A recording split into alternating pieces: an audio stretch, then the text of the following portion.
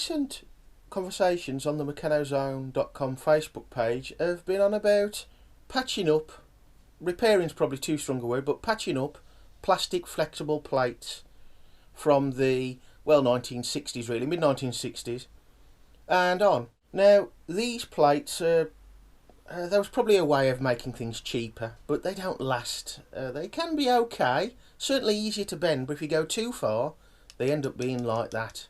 Now these two, they are metal. There's nothing wrong with those. Save bothering with a ruler. These are our test ones. That's a 1960s, 70s ones, and it's pretty much perfect. That is a 1930s, probably about 35, 36 to 1942. Bit of a crease there, not too bad, but for its age, really good. 1980s. That could be 1980s, probably 1970s, and that could be anywhere from the 1960s. These have been patched up in the past, or this one has. This is from a number 1000 set back in about 1982-3 period, French one.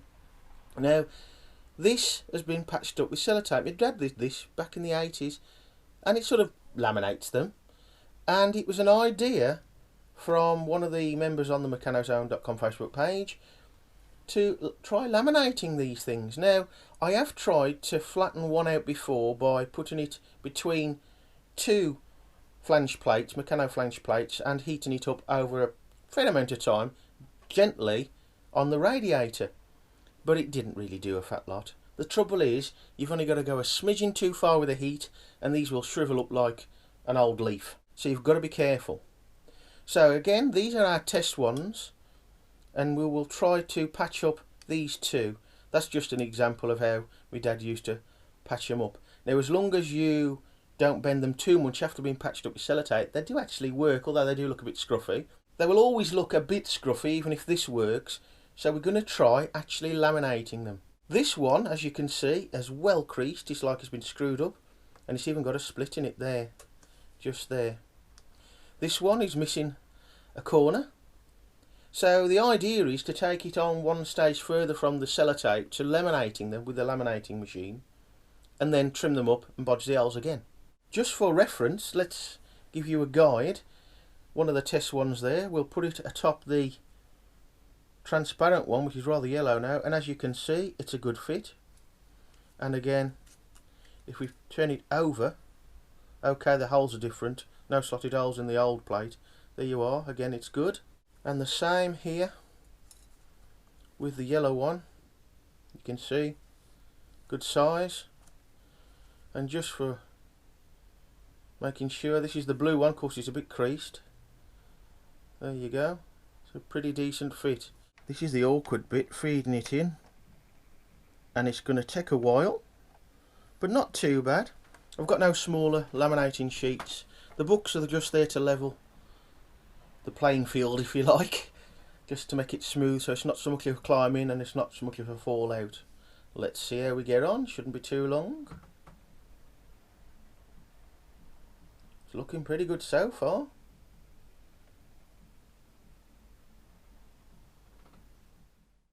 So I haven't cut them out, as you can see, yet. They don't look too bad, do they? Let's give them a test. Right, the plastic one there, the blue one. We'll put the blue, probably best to use the yellow one on top of the blue. I think you'll agree, that's fine. We'll put it underneath, it's probably better that way. A bit more awkward till I've cut them out. There you go, look at that. And now we'll do the transparent one.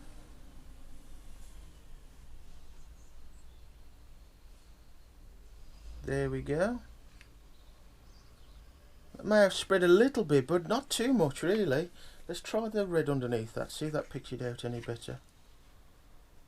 Perhaps not. Try that blue. So there's the edge there, there's the edge there, and there. That'll do me. Now obviously if you trim really close to the edge, you risk splitting open the lamination, so it will be a fraction bigger all round. So folks, is it any good? Well, the short answer is no. If you cut too close to the edge to get a decent size plate that's not just a smidgen too oversized all the way around, then of course the lamination splits and it tends to lift, as I found out. I went a bit too far with this one by mistake, so there you can see that starts to peel away. Now because of that, I didn't bodge holes in it. I did shape the corner though to fill the gap. Maybe it'd work if you didn't go too close and you only bodged the holes back into the holes with something sharp and only did the ones that you need. The other one I took a bit more care over. Didn't trim too close so it stayed together around the edge, but I bodged the holes. I popped these first with a sharp point and then I pushed a screwdriver through just to open them up a little bit, and again, because there's no seal there anymore, it started to lift and you can hear it creaking as it moves, and it just splits. That said folks, it has flattened it out a bit, hasn't it? So maybe that's a positive. Look at that. Certainly usable. I wouldn't like to bend it too much, mine. So perhaps not all bad in the end.